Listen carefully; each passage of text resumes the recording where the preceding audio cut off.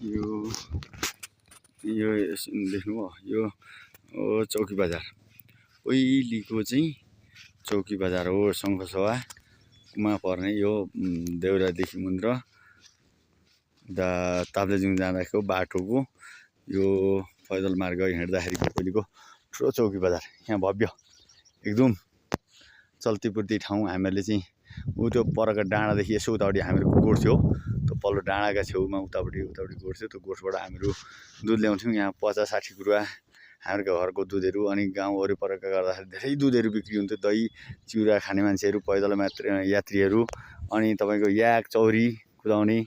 अनि जमानामा ठाउँ समयमा यहाँ 2-4 मेलाहरू लाग्ने गर्दथ्यो यो ठाउँ लालीगुराँस पर्यटक क्षेत्र पनि हो यो त्यसभित्र पनि पर्छ अनि यो बेला बेला फुटबल प्रतियोगिताहरू के हुन्छ अनि तिनजुरे गुराँस क्लबको रहेछ नगरपालिका यो चौकी बजार सङ्घसभामा पर्छ अनि यो चाहिँ अहिले चाहिँ हेर्नु न हालत अहिले मान्छेहरूले घर ढोका थुनेर घर बिग्रिएर अहिले यहाँको चल्ती फिर्ती सबै जिरोमा आइपुगेको छ पुरै जिरो मान्छेहरू कोही हिँड्दैनन् आज यसो यहाँ चौकी बजार यो टेम्पो लिएर आउने वातावरण मिल्यो बाटो छैन अनि बाटो सोलिङहरूको छैन कहीँ चिप्लो छ अप्ठ्यारो हो बाटाहरू अनि यहाँ पुरानो यहाँनिर हामीहरूले यो घरहरूमा 20-25 कुरुवा भनेपछि 7-8 लिटर 10 लिटरसम्म दुधहरू राख्ने घरहरू निजहरू यी घरहरू सबैले सब थुनेर थोत्रा पुरा जीर्ण रूपमा भइसकेका छन्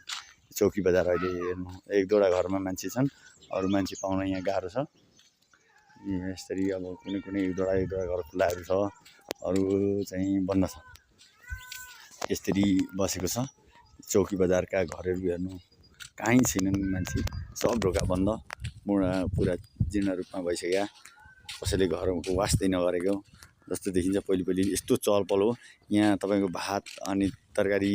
चिया नास्ता खान नपाउने ठाउँ हो यो ठाउँ त्यस्तो चल्ती फिर्तीको ठाउँ हो पालो पर्खेर कुरेर खानु पर्थ्यो